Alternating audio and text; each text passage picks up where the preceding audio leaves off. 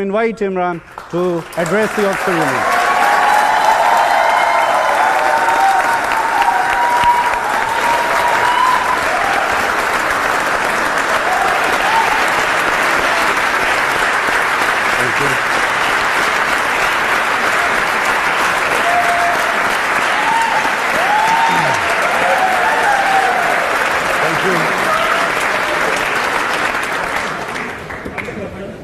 Adnan, thank you very much. I would like to thank the Oxford Union for inviting me here, Pakistan Oxford Society, and especially this, the Pakistani Knowledge Initiative taken by Adnan and his team. As he quite rightly said, knowledge is the basis on which nations are built on, and this is a great initiative because this will enable our best talent pool, which is outside Pakistan, to coordinate this talent pool so that we can not only collect money for Namal University, but also have the knowledge capital. We need PhDs, we need professors to come and work in Namal University, which is my passion. My mission is politics, my passion is this university, which I hope will, inshallah, become the Oxford University of Pakistan. The topic today is leadership, and I'm conscious today because my two boys are here, and I don't want them to be bored, so I'll try and be very crisp today, because the first time they've come to hear me. Leadership. All of us have the ability to be leaders. Everyone has the potential to become a leader. What makes a leader? The first and foremost is the vision. Leaders have dreams. And those dreams are beyond the self. There has never been a leader whose dream is concentrated on the self. So my great inspiration is the great Iqbal. Iqbal, in my opinion, was probably the greatest Muslim philosopher in the last 500 years. And he came up with this concept of a leader. He used the symbol of Shaheen, the eagle. And why did the eagle soar above everyone else, which is what makes a leader? Because the Shaheen, the eagle, broke away the chains that keep us grounded. So what stops us from achieving this great God-given potential are the various chains that make us tread the trodden path. So the Shaheen, the eagle, has great dreams. The difference is not talent, difference is not education. Difference is that a leader dreams what others are scared to dream of. Dream the impossible. And then that dream is, as I repeat, is not based on the self. They always think bigger than themselves. It's either their nation, their society, and then they struggle to achieve that dream. Now, the quality that distinguishes leaders is their ability to take pressure. Winston Churchill became a leader in Britain. When the biggest crisis was faced by the country, they looked upon someone who could take the pressure. How do you take pressure? When you struggle. When you struggle and when you have setbacks, you pick yourself up, you resume your struggle. It's eventually you get stronger. Each time you pick yourself up, you get stronger. So, a Nelson Mandela, 27 years the man spent in jail. But his dream was not restricted to himself. He was offered everything. The apartheid regime offered him everything except what he wanted. One man, one vote.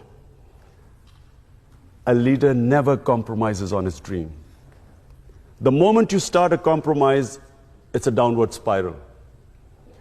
So, it's when you stick to your dream and take all the pressure which you have to achieve that dream, you build that resilience, the endurance, the strength. And it's like physical exercise. The bigger weights you pick up, the stronger you get. The more you pit yourself against resistance, the stronger you get. But above all, no one has ever achieved anything who's always put himself before the society. So whether it was our great leader, Muhammad Ali Jinnah, Qaid-e-Azam, he was dying of TB. He never let anyone know that he was dying because he realized that he was the only one who could have achieved the dream of Pakistan. So it wasn't for him. The dream for Pakistan was not for himself because he was already dying of cancer, of TB. The dream was something beyond the self. And so was Gandhi, another great leader. Mandela, our prophet, peace be upon him, the greatest leader. When he struggled for 13 years, every hardship he faced in these 13 years. And eventually when he headed the state of Medina, and all the hardships they faced, but when he was in the 10 years when it was at the peak of his power, the famous address at Arafat, where 100,000 people standing and him addressing them from the Mount of Arafat. And he asked the people, can you bear witness in front of God that I have conveyed his message to you? So the 100,000 people said yes. And then people started crying. They started crying because they realized that he had just come to deliver a message. The objective was not power. He still lived in that little house, which was that Masjid al-Nabi, the little few rooms which he had when he came with nothing. So it was never for the self. And the moment he had achieved his mission, everyone cried because they knew that he was going to go. Similarly, if you look at any big name, they had a bigger vision. So number one is the vision. Number two, a leader can only achieve his mission if he conquers his fears. The biggest impediment in the way of people achieving their mission is that they get scared. They get scared of humiliation, failure. A lot of people don't attempt things because they're scared that people will laugh at them. People get scared because they're scared they'll lose their livelihood. I'll lose my job, I might not get a better job, and so they don't take a risk. And then, of course, above all, the greatest fear of death. That stops people from chasing their dreams. So fear is the biggest impediment in the way, not just of someone becoming a leader, but from anyone achieving their potential in life. It's fear that stops us along the way, makes us compromise. In my 13 years in politics, so many times, in 16 years in politics, so many times, I was offered compromises to become part of a government, accept something less. There's always a temptation during bad times to accept something lesser than your dream. And that's where the downward slide, as I said, starts. So fear is, you get scared along the way, people will say you can't do it. The moment you accept in your mind that you can't do it, you won't do it. As long as you do not accept defeat, failure cannot defeat you. You only lose when you give up. As long as you keep pursuing your dream, every setback is a time to analyze where you went wrong. Analyze your mistakes, correct them, pick yourself up, start your struggle again. One of the great attributes of a good leader is his ability to analyze where he went wrong. The ability to be their own best critic. They should be able to analyze, because you can always come up with a wrong analysis and go take the wrong road.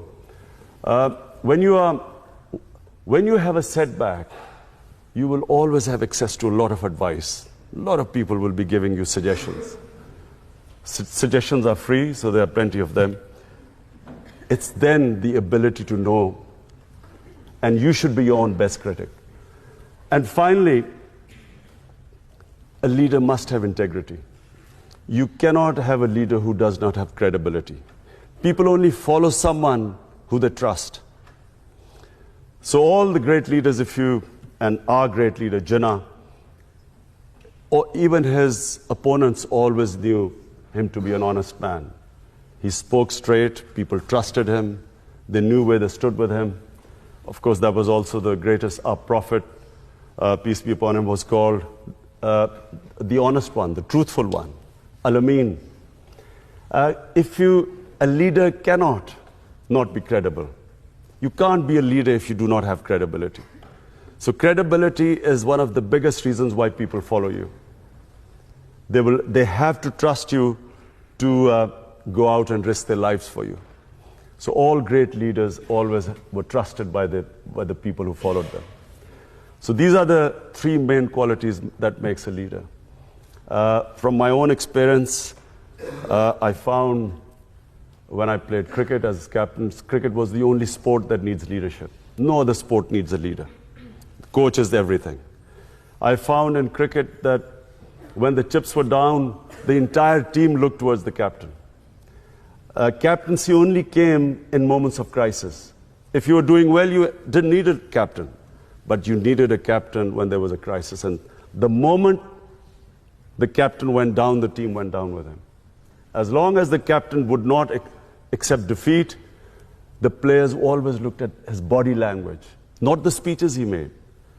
What was his body language? If his body language betrayed fear or if the body language reflected defeat, the team would give up.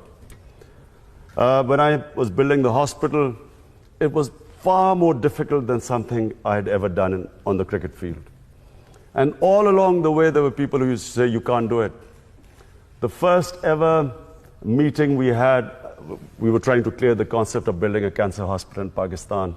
So I had 20 doctors, top doctors from Lahore invited to give me advice how to start, how to build a cancer hospital. 19 out of 20 said you cannot build a cancer hospital in Pakistan. The government of Punjab had tried, they had failed to build the hospital. Only one said that you can build a hospital, but that doctor said that you cannot treat cancer patients free. Today, Shaukat Hanum is the only private cancer hospital anywhere in the world where 70% of patients get free treatment.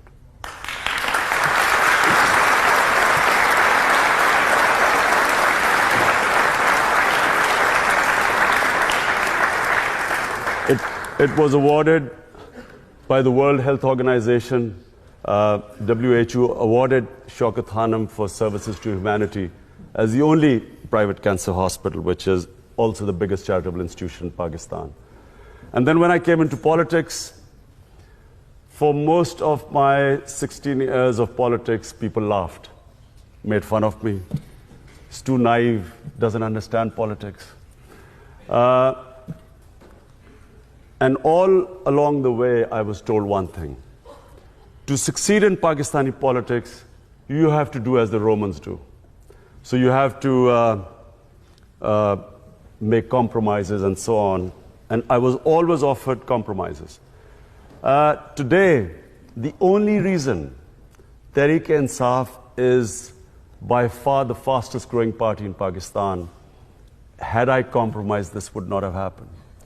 It's because people in Pakistan, as they say, an idea whose time has come. Finally, people have realized that it's the only political party that they can trust. Tehreek-e-Insaf is the fastest growing party in Pakistan's youth because the youth wants change. And although even the other status quo parties talk about change, the youth of Pakistan today trusts Tehreek-e-Insaf. Had I compromised along the way, this would not be the position today. And it certainly would not be the position where Tehreek-e-Insaf today is poised. And I'm making a prediction in front of all of you. The next election will be swept by Tehreek Insaf.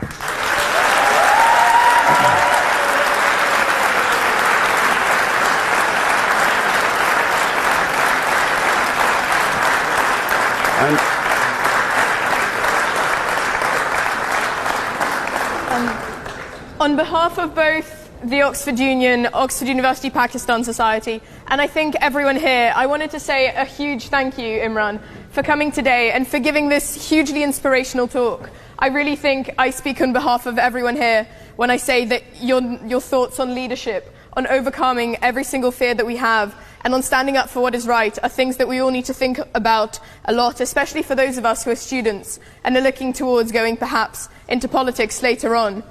As a small thank you from the union, as a former alumni, you said that this might be the last time that you ever come to visit us. So we wanted to give you a photo of, from one of our archives of what the chamber used to look like when Benazir Bhutto was president.